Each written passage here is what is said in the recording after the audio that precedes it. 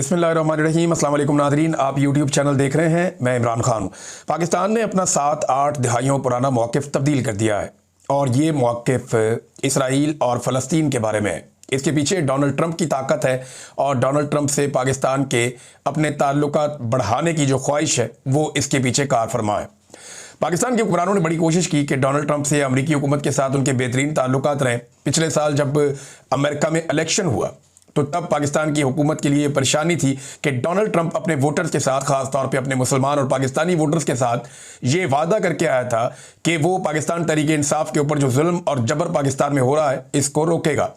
इस खौफ की वजह से पाकिस्तानी हुक्मरानों ने, पाकिस्तान की मिलिट्री एस्टेब्लिशमेंट ने, ख़ास तौर पर फील्ड मार्शल आसिम मुनीर ने, मोहसिन नकवी ने और शहबाज शरीफ ने अपनी पूरी ताकत का इस्तेमाल किया कि किसी तरह भी डोनाल्ड ट्रंप को राम किया जा सके। उसके लिए उन्होंने खुशामद का रास्ता अपनाया और बहुत सारी लॉबिंग फर्म्स जो हैं उनको भी हायर किया।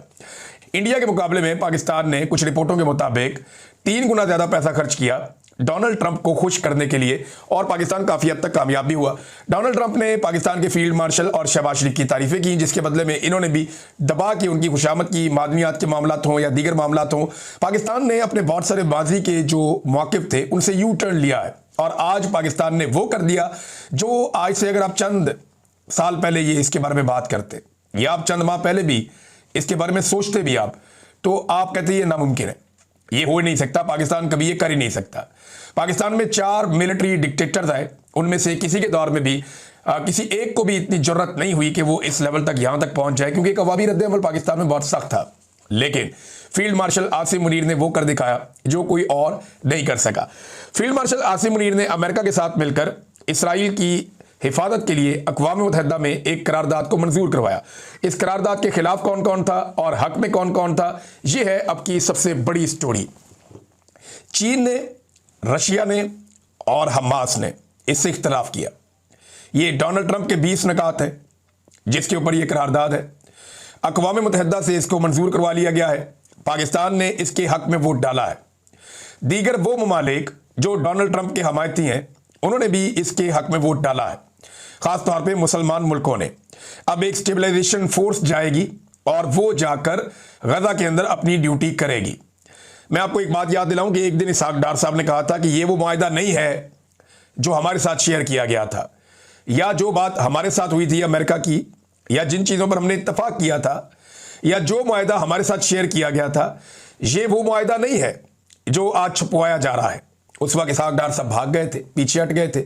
लेकिन फिर उसके बाद हमने देखा कि जिस तरीके से तहरीक लब्बैक का कत्लेआम हुआ और उस कत्लेआम के बाद जैसे खौफ पाकिस्तान में फैलाया गया, उस खौफ के बाद ऐसा लगता है कि पाकिस्तान में कोई भी मौजूदा मिलिट्री एस्टेब्लिशमेंट के खिलाफ, इसराइल के खिलाफ या फ़लस्तीन के हक में खड़ा नहीं हो पाएगा, इनके मौक़िफ़ को डिनाई नहीं कर पाएगा, इनके मुकाबले में आ नहीं पाएगा। ये हुकूमत को इस बात का आइडिया है और उन्होंने अपने आलमी सहूलतकारों को खुश करने के लिए यह बताया भी कि अगर पाकिस्तान में खून भी बहाना पड़ा तो कोई मसला नहीं है, आप इजी हो जाए, क्योंकि उसको इसके साथ लोग जोड़ कर देखते हैं।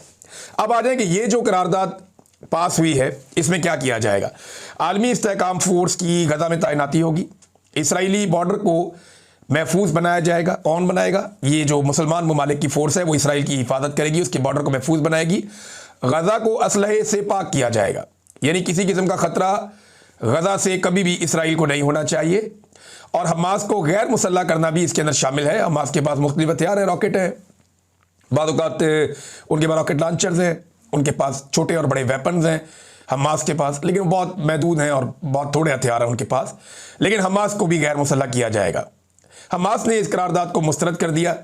हमास ने करारदाद को मुस्तरद करते हुए ये कहा कि यह फ़लस्तीनियों के साथ एक ज़्यादती है और उनकी तहरीक को मुकम्मल तौर पर कुचलने के मुतरादिफ है।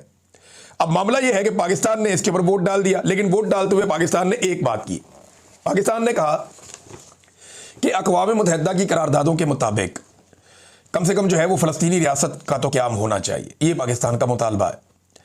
लेकिन आपको मैं एक हैरत की बात बताता हूँ कि पाकिस्तान और बहुत सारे इस्लामी ममालिक मिलकर डोनाल्ड ट्रंप के उन नकात के अंदर जिसके ऊपर यह करारदाद पेश की गई है, इसमें सिर्फ एक नुक्ता शामिल नहीं करवा पाए।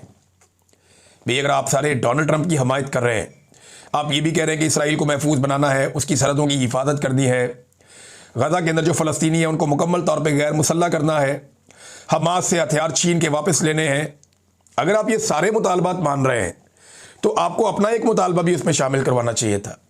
इस करारदाद में एक नुक्ता होना चाहिए था कि एक आज़ाद और खुद मुख्तार फ़लस्तीनी रियासत का क़याम अमल में लाया जाएगा। सारे मुसलमान मिलकर एक नुक्ता शामिल नहीं करवा पाए और डोनाल्ड ट्रंप के नुकात के ऊपर सब ने मिलकर दस्तखत कर दिए, यानी हाथ खड़े कर दिए, जनाब हम आपके साथ हैं। और पाकिस्तान ने भी इसके हक में वोट डाल दिया। चीन ने समझा ये गलत कदम है, रूस ने भी ये समझा गलत कदम है। अच्छा, ऐसा अक़वाम मुत्तहिदा में होता नहीं है। नॉर्मली पाकिस्तान का मौक़िफ़ और चीन का मौक़िफ़ एक ही जैसा होता है। भारत कुछ करने जा रहा हो, अमेरिका कुछ करने जा रहा हो, पाकिस्तान के खिलाफ जो भी चीज़ आती है चाइना उसको रोकता है पाकिस्तान के लिए। तो पाकिस्तान का मौक़िफ़ हमेशा चीन के मौक़िफ़ के साथ रहता है। लेकिन इस मरतबा क्या हुआ, पाकिस्तान का मौक़िफ़ चीन के मौक़िफ़ से अलग हो गया। चाइना को ये लगता है कि ये जो फोर्स बनाकर भेजी जाएगी ये एक कब्ज़ा फोर्स होगी और ये जाकर फ़लस्तीनियों को दबाएगी और उनकी जो आज़ादी की तहरीक है वो भी कुचल जाएगी। ये सारी दुनिया यही समझती है।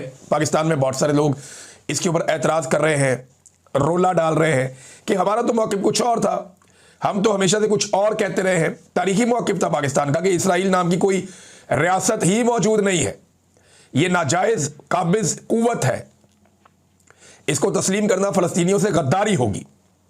पाकिस्तान के पासपोर्ट पर दर्ज है कि ये इसराइल के सिवा तमाम ममालिक के लिए करामत है। आज इसराइल और पाकिस्तान चंद चीज़ों पे एक साथ हैं, इकट्ठे हैं। इनके बैकडोर चैनल राब्ते भी चलते रहते हैं। हाल ही में कुछ मुलाकातें भी हुई हैं तो चलती रहती हैं। उर्दन के सरबराह जो इसराइल के बड़े ज़बरदस्त हमायती हैं, जब ईरान की और इसराइल की लड़ाई चल रही थी तो ईरानी हमलों को रोकने में जो उर्दन के हुक्मरान हैं उन्होंने बड़ा अच्छा किरदार अदा किया था। तो पाकिस्तान की उनके साथ बड़ी ज़बरदस्त कुर्बतें पैदा हुई हैं। फिर डोनाल्ड ट्रंप ने इसराइल को और पाकिस्तान को एक मुट्ठी कर दिया है। यानी इसराइल भी कहता है कि डोनाल्ड ट्रंप को नोबेल पीस प्राइज़ दिया जाए, पाकिस्तान भी कहता है कि दिया जाए।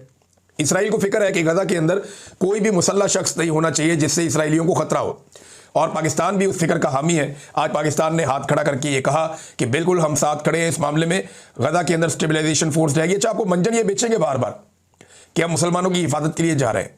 ये आप किस तरह की हिफाजत करने जा रहे हैं जिसमें आप उनको गैर मुसल्लह कर रहे हैं? देखिए, ये एक फैसला हुकूमत का ही था, हुकूमत ने ही करना था और हुकूमत ने कर दिया है।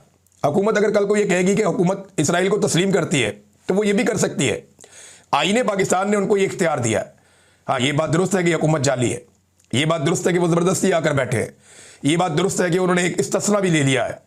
तो ये वो काम है जो करने के बाद किसी भी फील्ड मार्शल को इस्तिस्ना चाहिए होगा, बगैर इस्तिस्ना के वो कर नहीं सकेगा। लेकिन उलमा इकराम क्या कह रहे हैं, अब 6 बड़े आलम दीन हो गए हैं।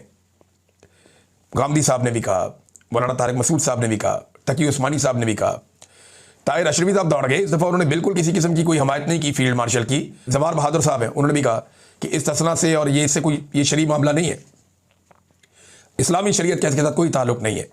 तो एक गैर इस्लामी और गैर शरई किस्म का इस्तिस्ना आसिम मुनीर साहब ने हासिल किया। वो इस किस्म के इक़दाम फिर उन्हें करने में दिक्कत होती अगर उनके पास इस्तिस्ना ना होता। तो आज कायद-ए-आज़म के मौक़िफ़ को इन्होंने रद्दी की टोकरी में फेंक दिया।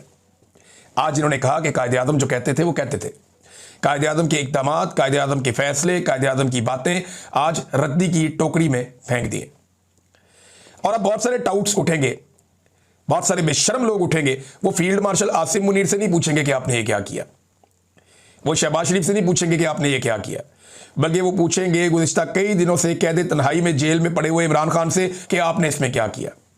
और भाई, इमरान खान ने तो इसराइल को तस्लीम नहीं किया, इमरान खान ने तो ये वोट नहीं डाला, इमरान खान ने तो स्टेबलाइजेशन फोर्स नहीं बनाई। इमरान खान तो हमेशा ये कहता रहा कि जो करारदादें हैं अक़वाम मुत्तहिदा की, उनके मुताबिक 1967 की पोजीशन पे आप चले जाएं, फ़लस्तीन को एक आज़ाद मुमलिकत बनाया जाए, एक आज़ाद रियासत हो जिसका दारुल हुकूमत अल-कुद्स हो।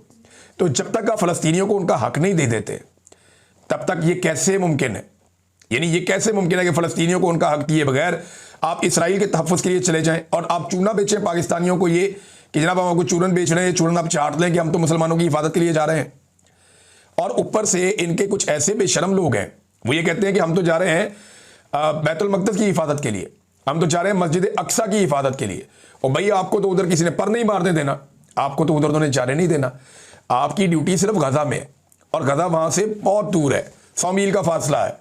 अच्छा, इन्होंने जो चीज़ें तस्लीम कर ली उनमें यह भी है कि जो बीच में बफर जोन है वो भी कायम रहेगा, यानी जो इसराइल है उसके और जो फ़लस्तीन है या जो गज़ा का इलाका है उसके बीच में इसराइल ने एक बफर जोन बनाया जो गैर कानूनी है, तो ये उसको भी तस्लीम कर दिया गया है।